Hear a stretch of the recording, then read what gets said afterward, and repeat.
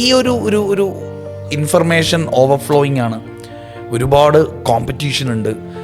അതിൻ്റെ ഇടയിലൊക്കെ ATBC എന്ന് പറയുന്ന ഒരു ഒരു ഒരു ഇൻഫ്രാസ്ട്രക്ചർ എങ്ങനെയാണ് കോമ്പീറ്റൻ്റ് ആയിട്ട് ഒരു അൺഫെയർ അഡ്വാൻറ്റേജ് മാർക്കറ്റ് പ്ലേസിൽ കൊടുക്കുന്നത്? നിങ്ങൾ ATBCയെ ചൂസ് ചെയ്യണം എന്ന് നമുക്കൊക്കെ പറയാൻ പറ്റുന്ന രീതിയിൽ എങ്ങനെയാണ് ഈ ബ്രാൻഡിനെ പൊസിഷൻ ചെയ്യുന്നത്? ആ ഒരു സ്റ്റോറി ഉണ്ടല്ലോ, ചിലപ്പം ഒരുപാട് പുതിയ കൺസൾട്ടിങ് കമ്പനികൾക്കൊക്കെ അത് ഇൻസ്പിറേഷൻ ആയിരിക്കും.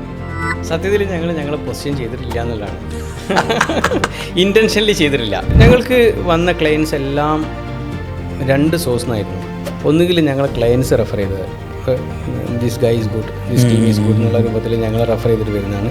അല്ലെങ്കിൽ നമ്മൾ ഡയറക്റ്റ് കോൺടാക്റ്റുള്ള ആളുകൾ റെഫർ ചെയ്യുന്നത്, ഫ്രണ്ട് എന്ന് പറയാവുന്ന ആളുകൾ, പ്രൈമറി സർക്കിൾ എന്നുള്ള റെഫറൻസ് കേസസ് മാത്രമാണ് ഞങ്ങൾ ക്ലയൻ്റായിട്ട് വരാറുള്ളത്.